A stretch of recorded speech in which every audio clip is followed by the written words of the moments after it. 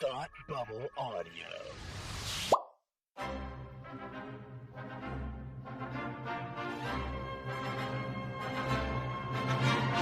Look, up in the sky! You will never find the more wretched hive of scum and villainy. Welcome to Beer with Geeks with Tim and Frank. Who are you? I'm Batman. I am Iron Man. Your friendly neighborhood Spider-Man. Hi, Christopher. I'm Nero. My name is Inigo Montoya. You're a wizard, Harry. A couple of guys with a couple of beers and a whole lot of pop culture nostalgia. Make it so, number one. Ladies and gentlemen, the Beatles. Name the dog Indiana. Life finds a way. I am serious. And don't call me Shirley. Now sit back and crack open a cold one, because it's time for Beer with Geeks. It comes in paints? Shaken, not stirred. Great Scott! I was way off. I knew it started with an S, though. Hi, and welcome back to the Thought Bubble Audio Christmas Special, in which all of our Thought Bubble Audio hosts, for the most part, gather together to talk about Princess Switched, the greatest Christmas movies of all time. With me, as they are every year, is my co-host from Beer with Geeks, Frank. Frank, how are you today? Hey, happy holidays. Cheers. Happy holidays to you. My co-host from Academy Rewind, Palmer. Hey, how you doing? Good. I'm doing fine. And the hosts of Hate Watch with us, Kelsey and Kirstie. How are you guys? Kelsey, you go first. I said your name first. Hello. Happy Switchmas. Happy Switchmas to you. Good. And Kirstie, how are you? I'm always thrilled for Switchmas. Excellent. Yes. Here we go. I'm so excited. Oh.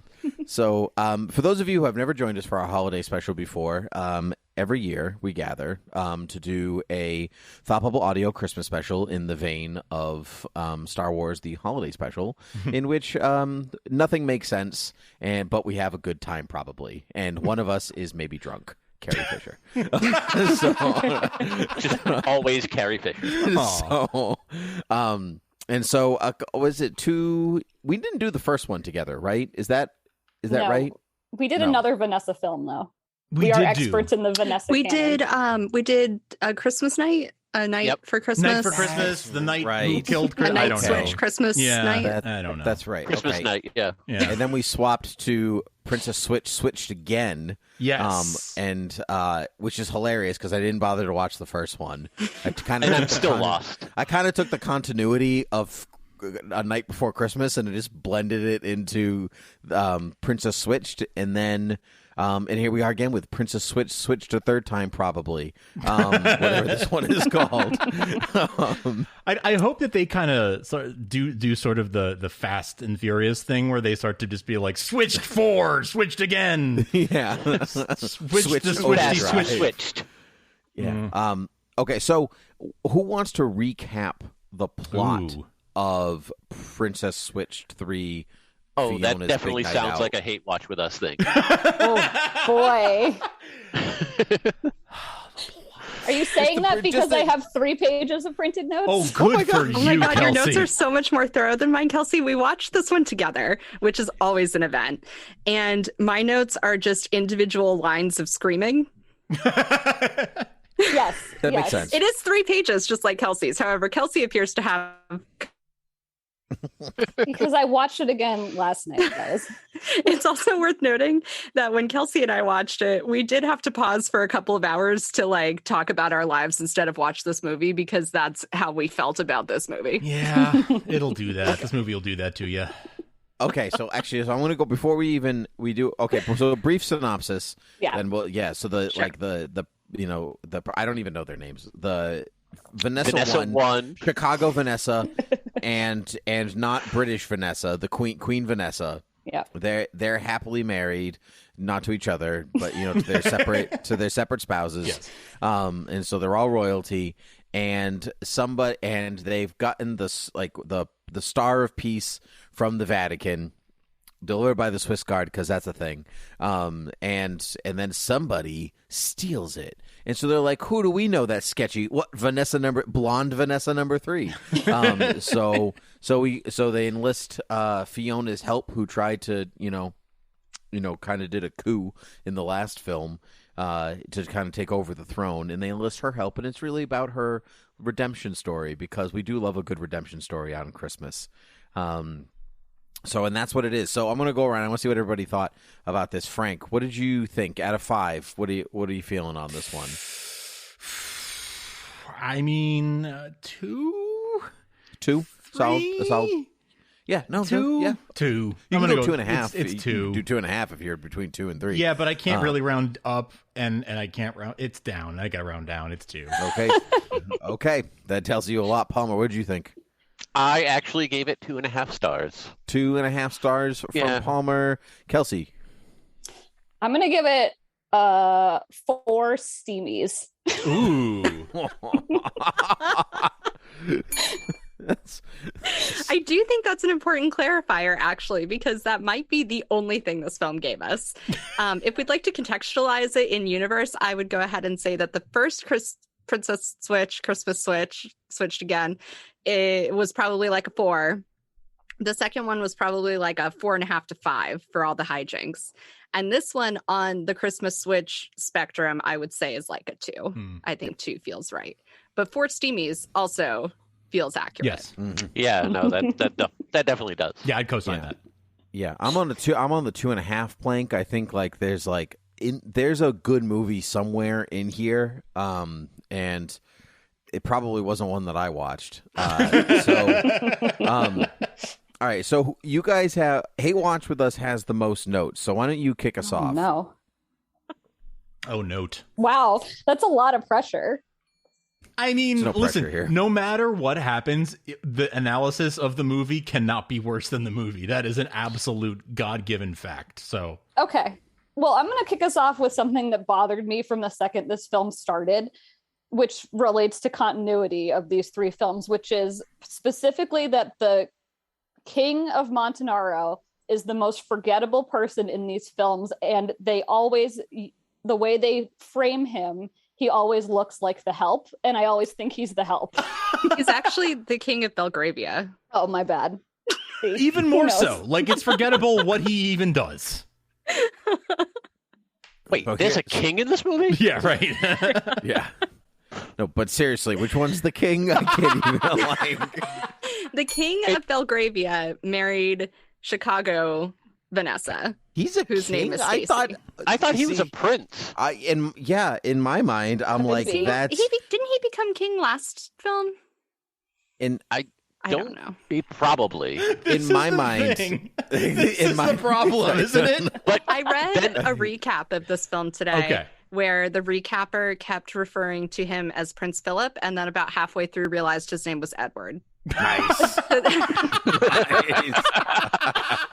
Okay, it says Wikipedia calls him Edward Wyndham, Prince of Belgravia, and Stacy's husband. Okay. And then my bad.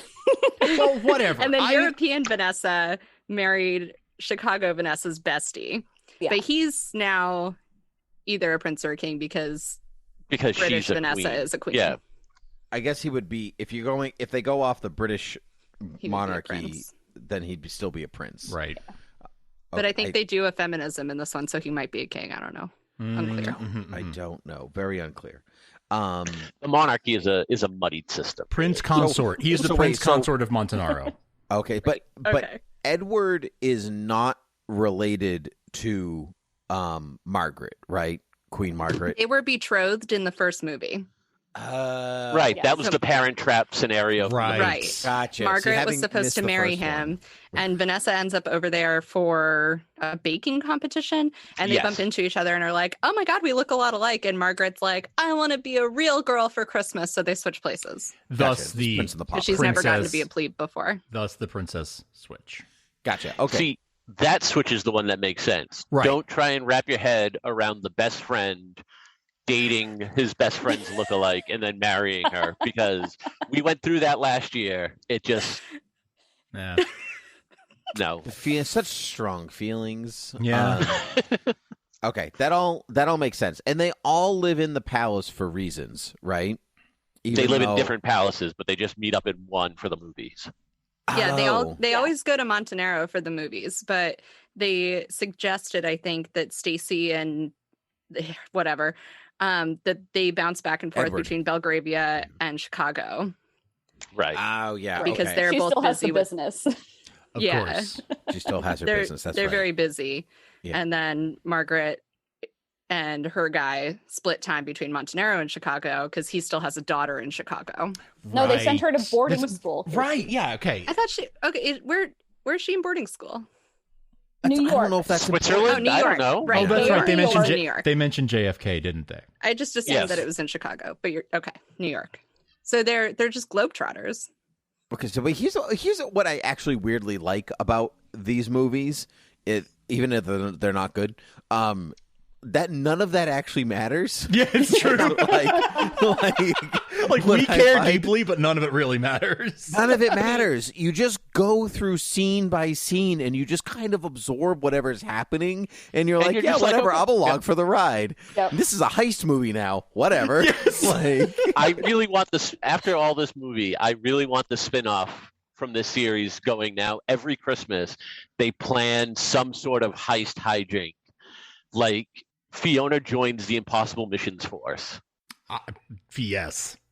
I like the genre within a genre, right? You know, like the first one's like the romantic comedy, and the second one is like the political drama. Like, oh, is she going to get coronated or not? And now then this is the heist movie. This is the heist movie. So what's next? Oh, Zombie next year? Princess Switch? Horror. Yep. Yeah, zombies. Ghost Switch. Oh no, a fourth Vanessa. She's dead. Oh no. I've never forgiven Netflix for the fact that we didn't get a fourth Vanessa in this film. I think that was the biggest missed How do opportunity. you not just keep adding Vanessas in every movie? Like, how do There you not has to be an Vanessa was a additional seri- Vanessa every movie. Right. Vanessa was a seriously missed opportunity. Yes. Yeah, I really thought that her mom, that Fiona's mom, was going, because there's like a double redemption story in here. Should have right? been There's like the the mother-daughter fourth Vanessa. redemption and the personal issue Vanessa Fiona. And I really thought it was going to be like, I was extremely disappointed when that actress showed up, whose name escapes me, but she did play Jim Carrey's ex-wife in Liar Liar. That's all I've got. Oh my gosh, that is That her. Yeah. Is that? Yeah, I looked it up. Yeah, Oh because I was my like, God. Oh my I've God. seen this lady before. So She looks different. I loved her. At Since one we're point in my talking about life. missed opportunities, it is the party line of Hate Watch with Us that one of the great missed opportunities was that Fiona's mother was not Cher. totally. Oh my gosh, Mamma Just Mia. every mother style? should be Cher. Is that your For take? Mamma Mia 2. Yeah. Here we go. Here we go again. Yeah. Does she also break into Fernando in this movie if she's Cher? Yes, yes, You're like, 1000%. Mom, I don't have time for this. Man, I want like a Christmas version of Fernando sung by Cher. Yeah, truthfully, I was kind of on board with this movie at the beginning. Like, I was like, okay, the star, like this, the star of Saint Nicholas, the star of peace, whatever. I'm like, that's dumb, but I can get on board with that. Like, this like really poor bishop shows up with this like extremely opulent like piece of gold, and I'm like, this, but whatever, I'm fine. Well, I mean, he got it from the Vatican, so the Vatican's not poor. But no, Saint Nick didn't get it from the Vatican. Like, poor Bishop of Myra. Like, that's not I found that a little whatever. hard to swallow, but that's only. Yeah. I mean, if you know the history, then you're going to find that. But most people don't, so it's fine. Yeah, I know. But what got me was the Swiss guards showing up to deliver it. I'm like, the Swiss guards. Do they guard ever the leave the Vatican? Pope. I don't think they Nope, do. They don't. No, I don't they're think not they- supposed to. Yeah, do they So even- I'm like, why are they all Do there? they even accompany the Pope when he leaves the Vatican? I don't think No, they do. They don't. The know what? Pope has a Secret Service detail. The Swiss guards are there to guard the Vatican. Pope at the Vatican. Yeah. It's like, it's very specific role. Their costumes were accurate. At least I'll They give were. them that. They were Frankly, great. the biggest reason I was shocked that they bothered to go with the Swiss Guard is because how do they have the costumes budget? I know. I would assume actually that they rented from a third-party company. They Like, don't pay Vanessa per character.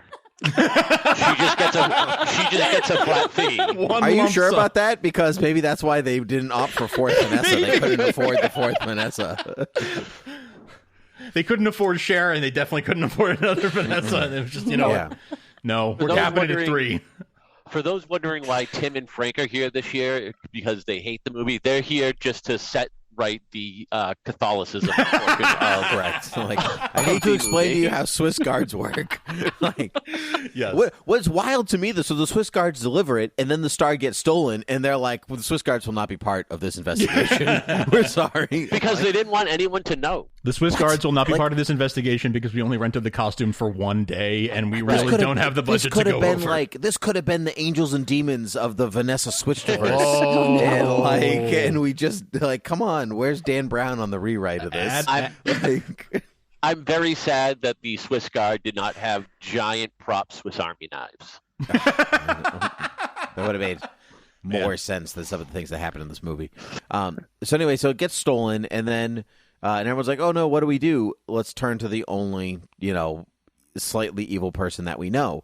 And I think this is actually the fault of the movie. And I don't know if anybody feels this way with your notes or your not notes, but Fiona is so incredibly unlikable that I didn't want to watch 2 hours of her. I barely wanted to watch her in the last movie. And so, because not only is she an unlikable person and I don't care about her redemption, but Vanessa's voice is so grating. Her false, posh British is so different than her, queenly British. Her false British. She grew on me over the course of this movie. I'm going to quibble with that a little bit. Because I am too. Tim. I think Fiona is the true essence of the Vanessa Hudgens. Oh, that's true. Agree. I absolutely agree. When I see Fiona on screen, I see Vanessa just absolutely thriving. She is just her whole self. And whenever she's trying to be a Margaret or a Stacy, she's so much more reserved, and you can see her up in her head. But when she's Fiona, she is just there and she is just living. And I love that for Vanessa. Vanessa Unleashed.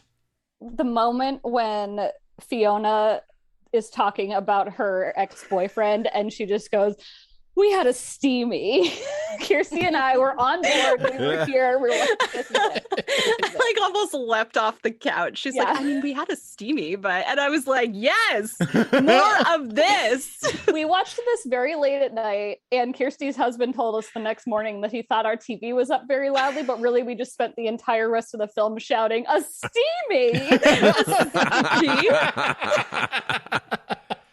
See, Tim. And I have to tell you this all the time on Academy Rewind. It's okay for the hero of the movie to be morally gray and not just be black and white. Yes. Palmer is definitely the one. Frank? Palmer is definitely the one who has to tell Tim that all the time. Yeah, absolutely. Yeah, that's if anybody what has never listened to Academy Rewind, note that everything Palmer says is usually the exact opposite of the truth. And so, why do you hate love, Tim? Yes. That's a completely other thing.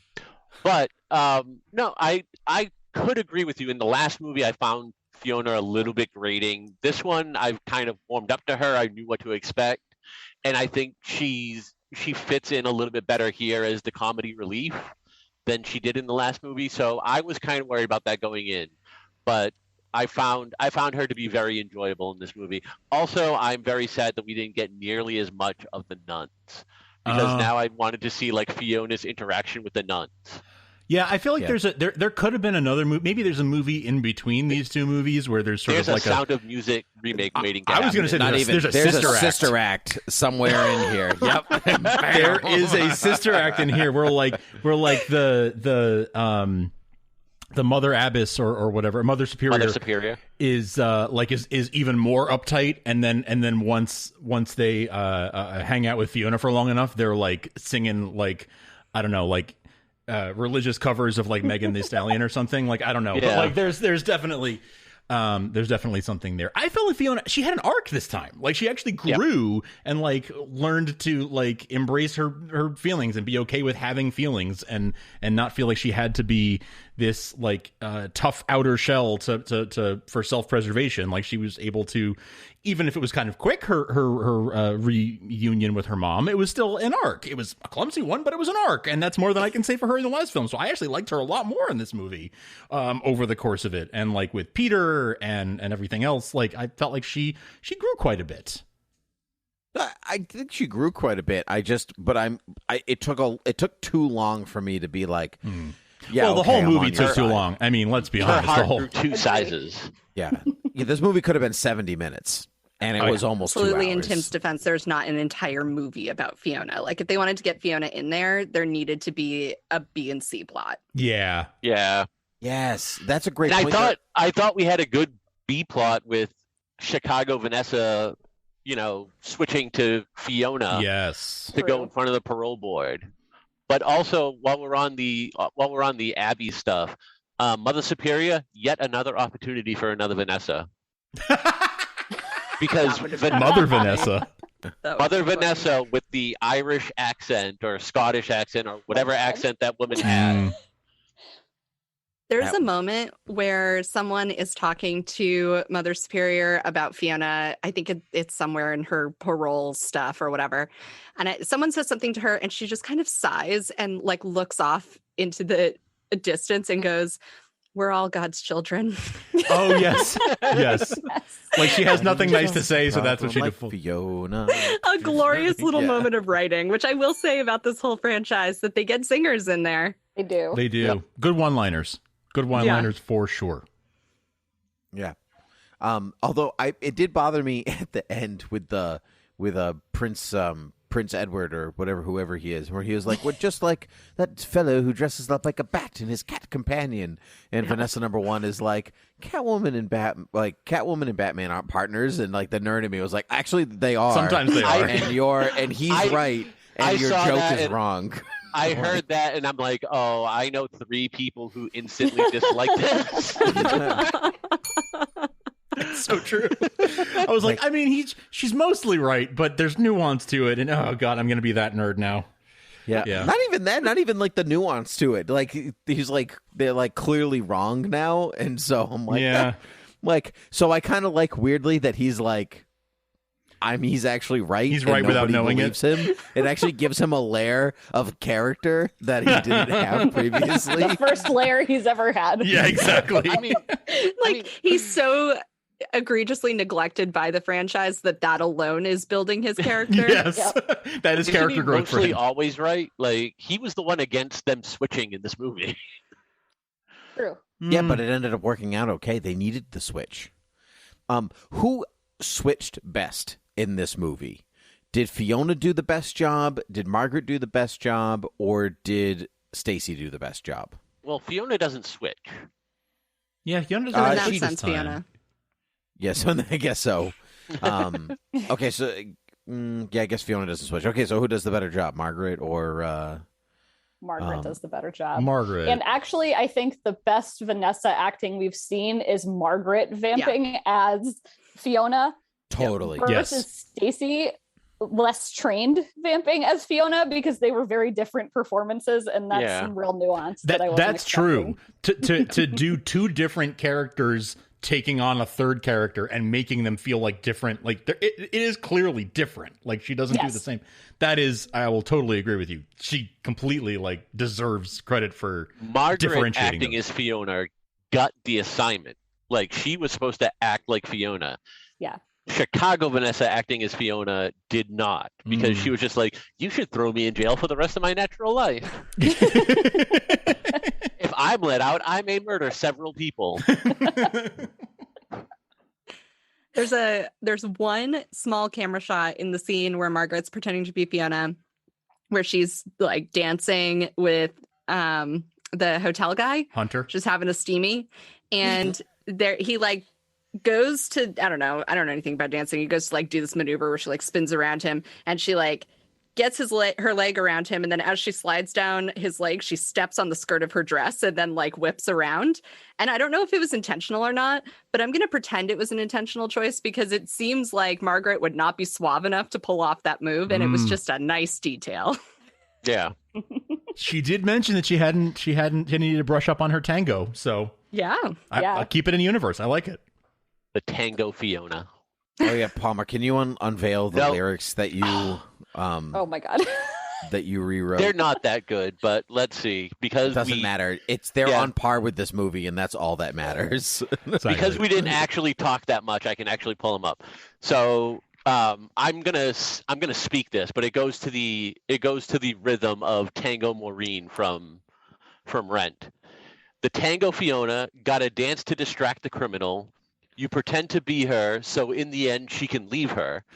But the end it will come, so you have to play dumb, because it's Netflix Christmas, so obviously she gets to go free. Why do we love when she's mean, and she is so obscene? the Tango Fiona. Nice. Wow.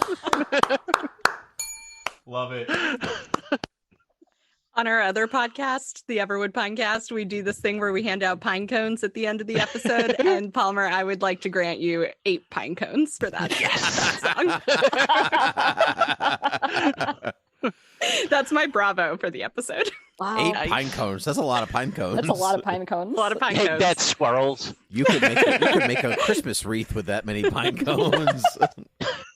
There you go. Very festive. How do we feel about the Christmas decorations in this movie? I think this is an important part of Christmas Switch because half of the reason I actually like them is that they look like Christmas. They look like Christmas vomited all over these movies, and so I need to know how was the Christmas spirit in the Christmas decorations in this movie. My favorite part of the Christmas decor is the offices and side rooms of the hotel guy's house that he has decorated for Christmas despite being the villain. He's very festive. Very festive. It's true. Mm-hmm. It's true. He does. As far as the Christmas spirit, I thought the yodeling during the Christmas song at the end was a little much. Oh, okay. Okay. No, well, they needed a yodeler. They didn't want to offend the Swiss ambassador or something like that. Right, but I think you could have given the yodeler their own song. Okay. I just feel like it was a competing thing in the song. Mr. Music over there. Why are you talking to Frank down? Why are you talking down to Frank like that? I'm not. I just want the person who knows about music to agree with me. I agree. Why are you talking down to Frank like that? I thought that actually the decoration, the Christmas decor, was on point everywhere. At the castle, it felt very Castilian,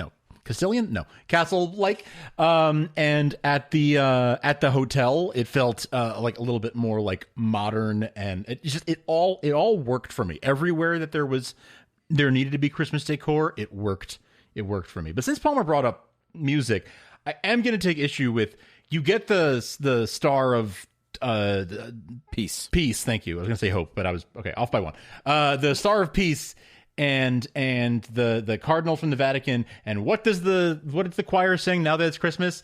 Up on the housetop? That's what we sing at It should have been All I Want for Christmas Is You. I didn't even notice what the song was. That's so dumb. I get that it's we're trying to keep it sort of for a broad audience, and not everyone celebrates Christmas. I totally get that, but you literally have a religious figure with a religious relic, and you're singing Up on the Housetop. And the only reason I could deduce that they chose that song is because it refers to him as Saint Nick, and so they were like, oh, that's kind of throwing him a bone, up on Saint Nick, because he owns the star was his, right? Huh? And I'm like, it just breaks the metaphor for me a little. There's a point of contention that I have with you said they're trying. Not everybody celebrates Christmas. One, these movies always take place at Christmas. It's a Christmas movie. I know. But she got coronated in the last movie on Christmas Eve. Yeah. So that was a whole big religious ceremony thing. And there was mass and the coronation and all that. So and then the Vatican here. So I mean the Vatican is I think. Vatican and nuns and there's a lot of religious components in this movie, and then to just be on that one to sort of flake and be but no, we gotta. What song I think it was the old Saint Nick thing. I think that's exactly. I think that's what it was. They were it says Saint Nick in it, so it's fine. I don't know. Or it was in the public domain or something. I don't know anything. And they're all in the public domain. Just it's some. Didn't they? Oh no, that was another movie I watched. Okay, never mind. I was didn't they play Silent Night? No, that was in the movie Silent Night I watched. Which that tracks. That tracks. Yeah. I think that the tree that the star actually goes on, pretty hideous. I thought it was a pretty awful Christmas tree. Was the star a tree topper? I missed that detail. Yes. Yeah, it was the tree. There was no point at which I ever understood the star, so I just kind of gave up on it. Yeah, gotcha. It's called a MacGuffin. Yeah, I like how this star came off of a cane, but fits perfectly as a Christmas topper. Yeah. Also, how massive was that cane? Is that what it came off of? Yeah, it came off his Saint Nick cane. No. How big was Saint Nick? How could he get down any kind of chimney? Big man. If he was the size of Hagrid.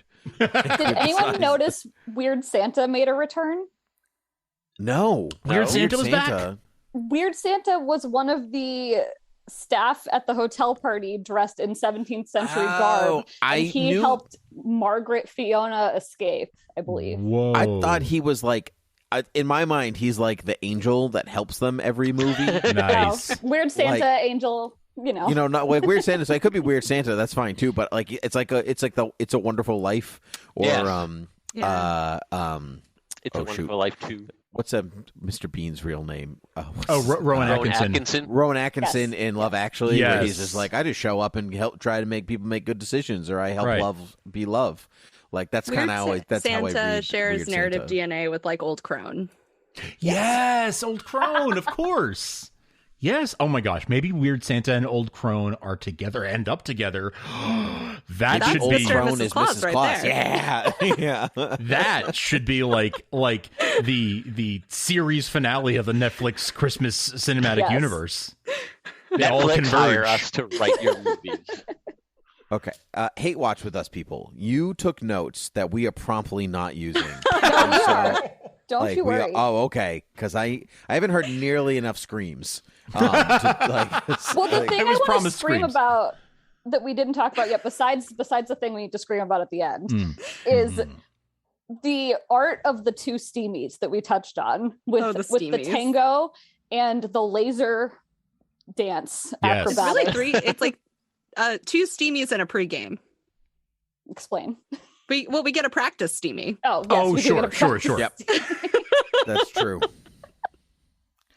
That's true. I actually was taken aback by the laser grid acrobatics at one point, and I was like, this got weirdly sexual. Yeah. In the pregame one, Vanessa just like leaps in there and starts doing like a vinyasa, and she's just like rocking it as if this is a thing Fiona would just obviously know how to do. Like, clearly, if you go clubbing and get up to hijinks, you know how to like sexily yoga your way through a laser. Don't we all? But I loved the dynamics of playing them both out at the same time. It was some real Netflix Christmas magic. That was pretty good. That was actually some pretty good, like the split screen and then like going back and forth. Like that was actually pretty good for building the tension. I gotta say, for a 2-star 4 steamy movie, that was pretty good. Yeah. Listen, these movies, even the worst one, this one, delivers exactly what I need it to. Yes. Mindless entertainment. So mindless. It's probably the most mindless thing I watch all year. And even though like people are like everybody's back for 3 movies. Nobody replaces anybody. They don't write anybody out. So like clearly they're having a good time. And like, why wouldn't they? They get to hang out in this like beautiful palace with all these Christmas decorations, and all they do is like, oh, I don't want any of this breakfast, blah blah blah, and then they do steamy yoga dances through laser grids. Why wouldn't you want to participate in these movies? You know, I will say I was worried they were going to write off Chicago husband.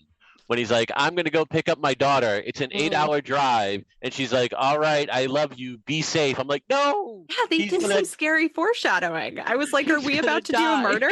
I know. That's way too serious for these movies. That's what I was like concerned about. But it did. I'm with you though. It seemed like there was going to be some kind of like. It seemed like foreshadowing of some dark I type. did not get that vibe at all. It was the because only she thing said, that like, made be me safe. Yeah, the only thing that made me feel confident that it wasn't foreshadowing, aside from formula, is that this narrative isn't sophisticated enough for narrative tools like foreshadowing. But it was just so like, oh, I'll feel so much better when she gets here. Yeah, me too. Like, what? Why should we? Why? What's the alternative? What's the cause for alarm here? I will actually fight you on the foreshadowing front. It does foreshadow the basketball. When we meet, what's his name? It's all about basketball and the skills and all of this stuff and the switching. And so it actually, there is a good, decent amount of foreshadowing in this movie. Yeah, I'll give you that. I'm under the impression that originally when they filmed, they forgot to take the basketball out of the bag, and they just couldn't afford reshoots. As they tacked on the rest. Also possible. Sure. Yes. We'll never know. I lost my mind at the basketball. The basketball. I had to think for a second. Mind. I had to think for a second as like I'd be like, Why? what is this? Why? Oh, we did see the one. Okay. Yeah. That connects. Yep. It was more for me. I was like, I didn't even realize he was gone. I don't know what I was doing. Is he not in the what room? happened? But all of a sudden, I'm like, oh yeah, you're right. He isn't there anymore. That's wild. He just disappeared. Yeah. Also, okay, so we have the three Vanessas and we have their three partners, right? Who is the biggest wet noodle of these The prince. three? Yes. The prince is the biggest wet noodle. Yes. So who's the best then? Peter? Vanessa.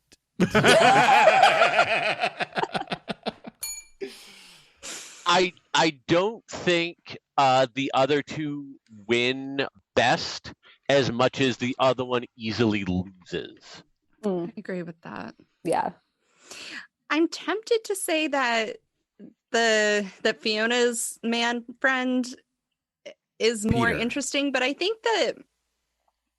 almost think that Fiona like brings all the chemistry for the both of them.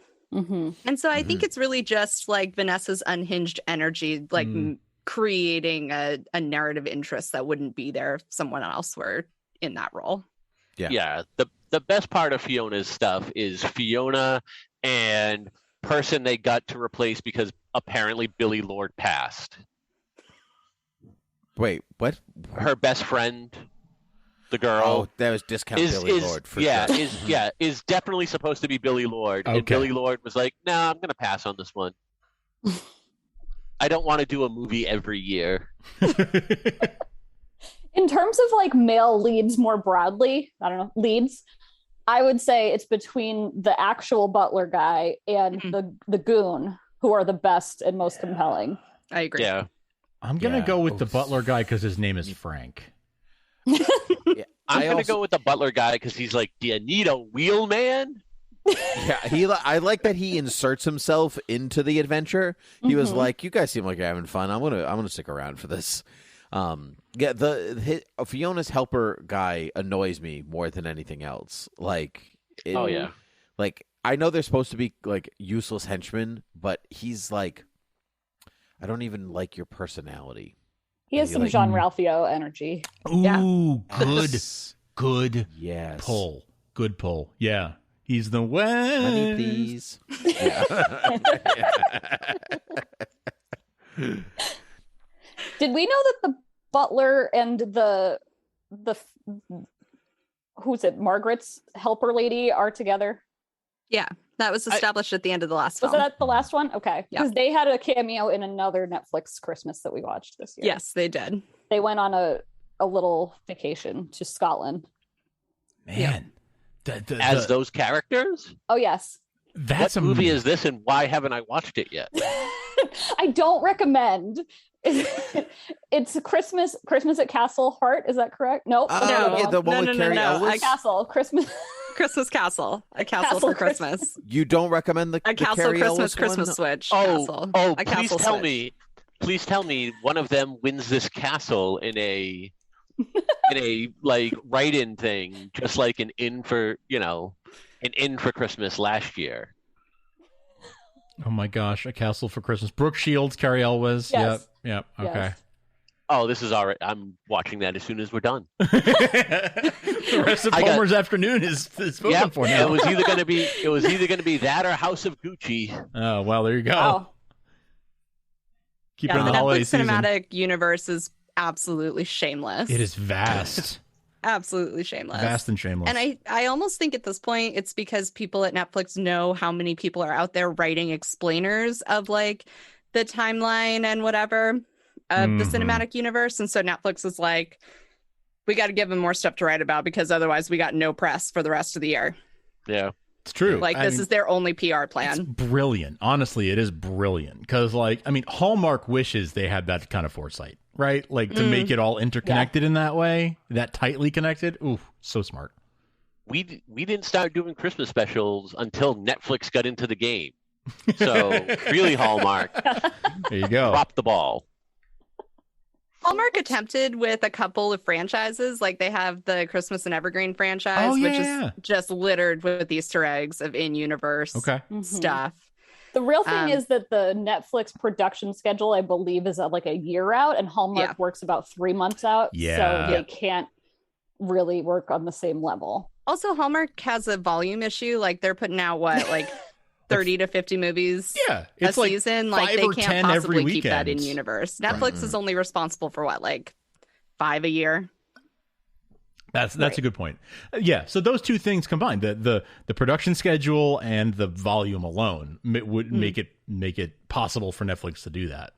And it's so smart to do it that way. And it does then, like, you then want to look for those Easter eggs, and then it makes you want to watch the other ones, even though you know they're going to be terrible. You're like, all right, so I watched 4 more terrible movies that I would have watched otherwise. So what? And then I get the jokes. Then I get to see the butler and the, you know, like, see them cross over into other movies, and totally, it's totally worth it. I think we need to talk about the deleted scene. Yes. Now, yeah. I don't know if we have anything else you'd like to say before we move on to things that didn't exist in this movie and what we would like to see, hopefully, for the next movie. Should we just quickly resolve the plot so that we don't have to come back to it? Yes, absolutely. So after the basketball, her man friend baits her into going to the boarding school where she had a lot of abandonment issues as a teenager.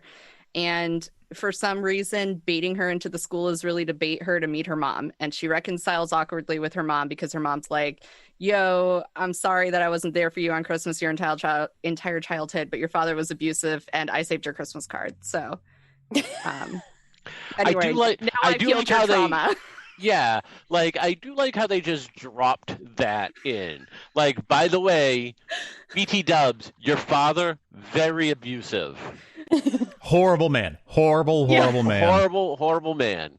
We've never seen or heard from him in this entire series, and this is why. I have so many concerns, and it's like such a short little plot, even though they spent the entire film building to it, that it's just like, it's almost like the plot twist in another Vanessa Hudgens film we recently covered where there's mother-daughter stuff, where it's like you have 2/3 of the film that's just like building towards something you didn't know is building towards, and then they're like, boom, mother-daughter plot twist. And then it's like, oh, we're not actually going to explore this at all. They're just related. In that film, J-Lo was a Vanessa. That's all I'm going to say. Yes. Oh, my. J-Lo was the 4th Vanessa in that film. Oh, my.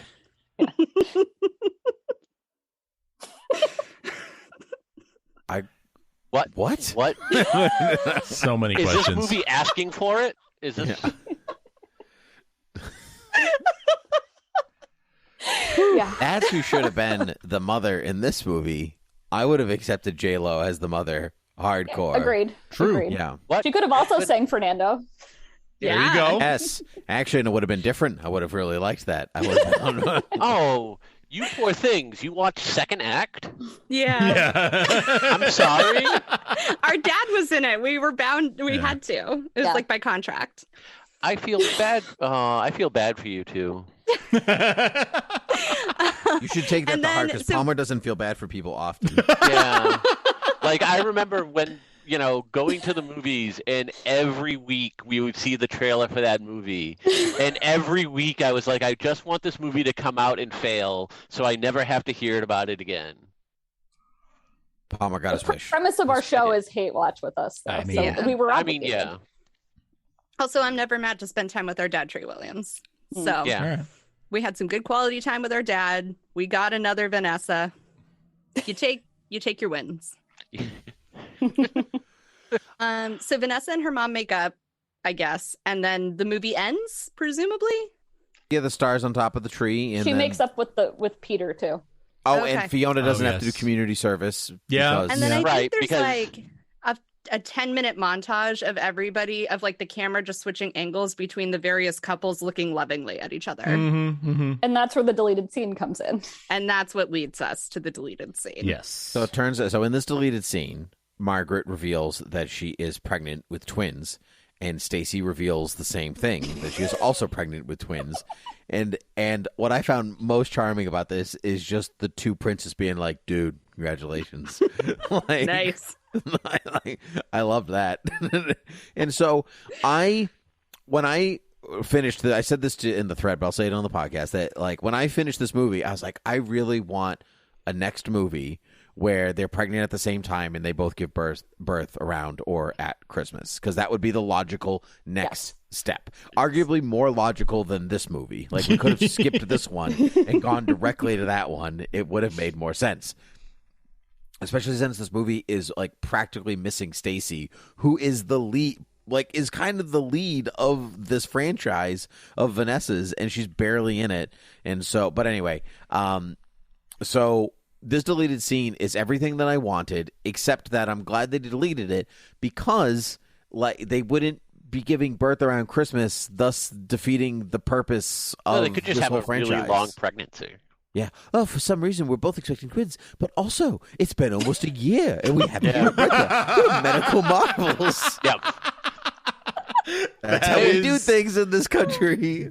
It just occurred to me that they probably did this on purpose, but it occurred to me when you were talking, Tim, that they did an art where the first movie is Stacy's movie, the second movie is Margaret's movie, and the third movie had to be Fiona's movie. Oh, true. So we all get a Fourth is the movie. So that's why we didn't get a fourth Vanessa, because they had to do a Fiona movie. But that does leave the door wide open for the film that I predicted Wet would Nurse come, Vanessa. Princess Switch 4, Switch to Birth.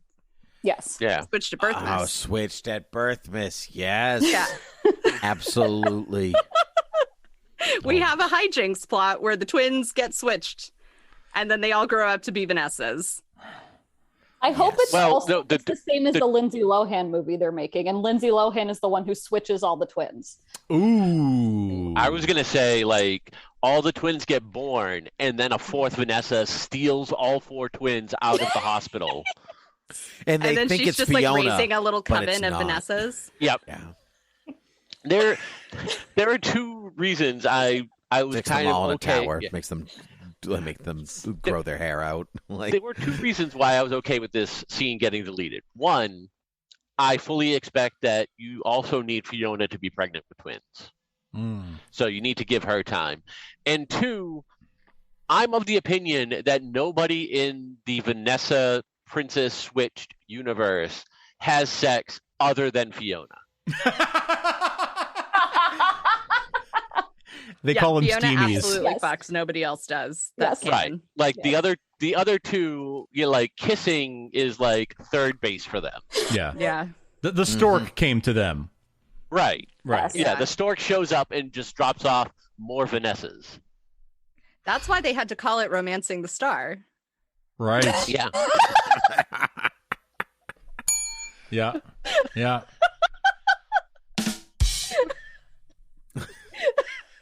I actually really want metaphor. this. I really want the stork thing to be real, because now it just feels like it actually logically fits into this little world they've created. It does. Like, it doesn't. It's dumb in the real world, but in their Right. world, like, that is what makes the most sense. Yeah. And obviously the stork is Vanessa dressed up as a stork.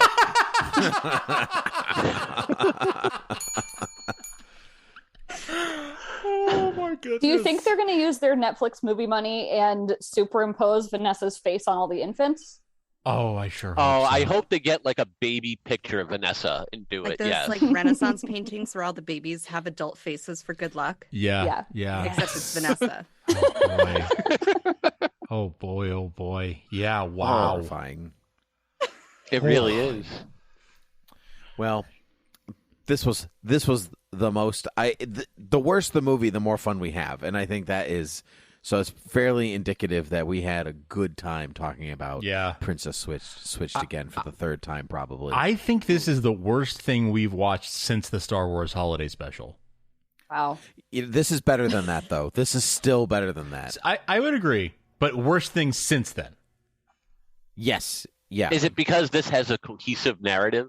Yeah, it does a plot and is less. that what makes it better? Oh yeah, that's Yeah. I mean, that's There was a weird dance sequence in the middle of it, though. So in that way, we still, are still better than it's weird the same. Wookiee VR porn, though. So like, I'll still give it a win. Yeah. Speaking That's one of those things that it does. I don't even try to block that out, but it disappears from the gray matter until someone brings it back up. Frank. Hi. Speaking of weird Wookiee VR porn, I couldn't have been the only one when they get to the hotel Christmas party and seeing people wearing masks that thought she was walking into an Eyes Wide Shut party, right? Like, I'm just sitting, I'm like, I've seen this before. Like, it doesn't turn out well for Tom Cruise. Someone supposedly dies, and then Tom Cruise's marriage, both in real life and the movie, dissolve. I mean, I would say yes, except that we've established that nobody has sex in this universe, and that's basically all Eyes Wide Shut is. And so I would say this is about as close as you get. I did quibble with it, though, because this isn't the first Christmas movie where the big Christmas party has involved masquerade masks. And thematically, I find that confusing. Interesting. Yeah, why have a masquerade around Christmas? That's like not either you're supposed to do it during an intense plague in the Middle Ages, or if you do it around Halloween, the Phantom shows up and takes Vanessa. Right. And then you're down to Vanessa. I would absolutely watch a Phantom of the Opera remake with Vanessa. Yes. Oh, on Netflix only, though. She has to play Christine and Meg. And the Phantom, I think, actually. And the Phantom. Do we throw I think she should play the chandelier as Raoul? Just drop Vanessa in like her sexy cat suit from the ceiling. Oh wow. Oh, you know what I just realized? Vanessa was in the live staging of Rent that they recorded. Yep. Yes. So my Tango Maureen thing and her in a cat suit all make sense now. It all connects. I mean, it made sense even without it. It's did better now. Yeah. Yeah. I mean, it works either way. Yeah. Well, would anybody like to? We're saying, Netflix, give us money, and we will make sure Vanessa has a long and healthy career. Yes. Oh, she will without us. It'll be long, but will it be healthy? No, it absolutely will not be. No. So I feel like there was a lot of meta-ness where people were like, "You can't, Fiona, you can't keep living like this." And I'm like, "You talking to Fiona or are you talking to Vanessa Hudgens in this moment?" Like, it's actually Vanessa's agent who got that line put in. Like, you're 34. Like, yeah, I don't know. You can't keep living like this. Have any of you ever looked at her Instagram? Yes, I do just about every time I unhinged. watch one of these movies because I need to see the juxtaposition of her real life versus Margaret, and it is, you can't get any further away. That's how we ended up with Fiona. Nice.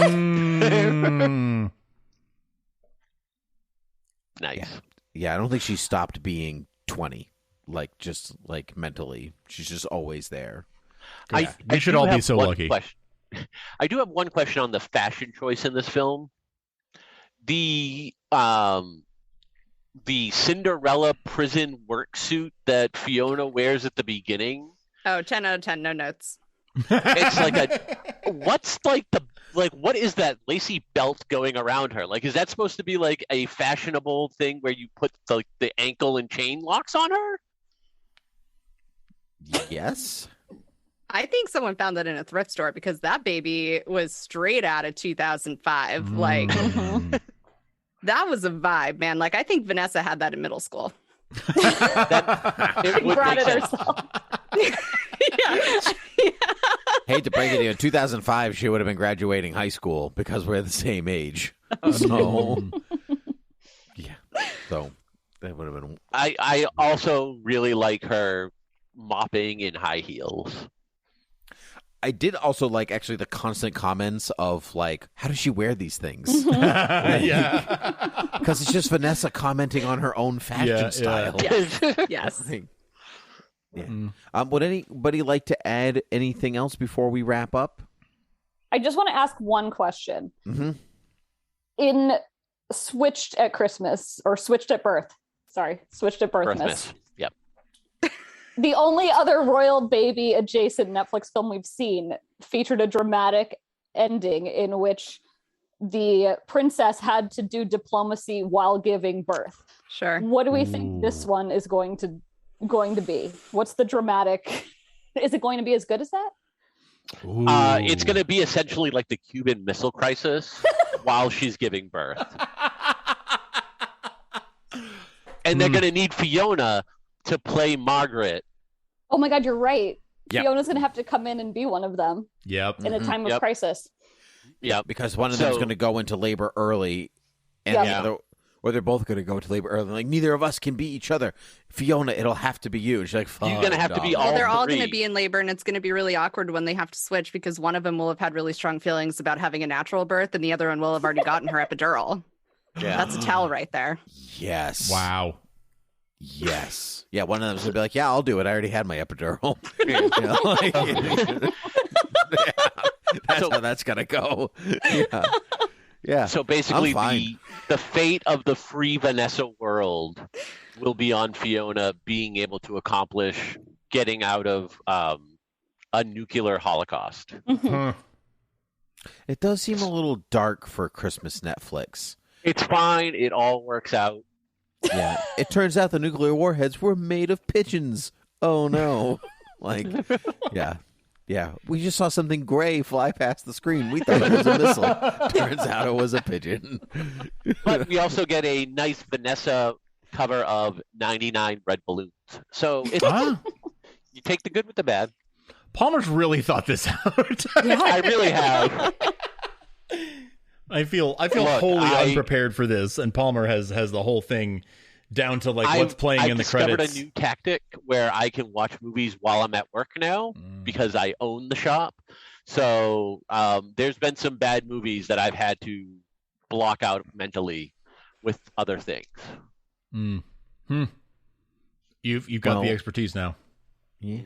Well, thank you all for coming back one more time for the Thought Bubble Audio Christmas podcast get together. I'm going to go around and ask everybody where you can be found. Kelsey and Kirstie, where can the people find you? Well, I'll shout out one. You can find us at the Everwood Pinecast, where we are discussing every episode of the hit early 2000s WB family drama Everwood at Everwoodcast on Twitter, everwoodpinecast.com, and everwoodpinecast@gmail.com, or wherever you're listening. Obviously, you can search for any of these shows. Yeah. And then we also have our other show, our flagship show, Hey Watch With Us, where we talk about all the things. But it's a little less refined than the Everwood Pinecast, so you really get to tailor your listening experience. And you can find Hey Watch With Us at Hey Watch With Us in all of those places. Fantastic. Palmer, where can people find you? I am at Academy Rewind on Twitter. You can email Academy Rewind, but don't, because we never check it. It's been the longest running joke in the history of podcasts. Literally years since I've checked that email. And I actually had a dream somebody sent us an email. It was weird. And then I also co-host a recap of Batwoman, and you can find that Batwoman TV Talk, and you can find us at Batwoman TV Talk on Twitter and Batwoman TV Talk on Gmail. That account actually gets checked quite a lot. So Good. And Frank, where can people find you? You can find Beer with Geeks at Beer with Geeks on Twitter, beerwithgeeks.com, beerwithgeeks@gmail.com, or anywhere podcasts are found. You can find me at Superman and Lois TV Talk, at supermantvtalk.com.